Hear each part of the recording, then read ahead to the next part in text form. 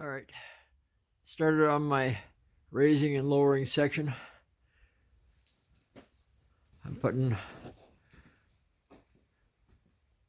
chain all the way around to all four corners. That runs a threaded rod to the nuts that are welded to my carriage. That'll go up and down as the chain spins. Now I gotta get my chain on there and put my motor on it. Okay, after a day of filing and grinding, that one didn't work.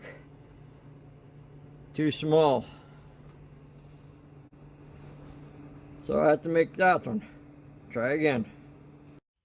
And there is my motor attached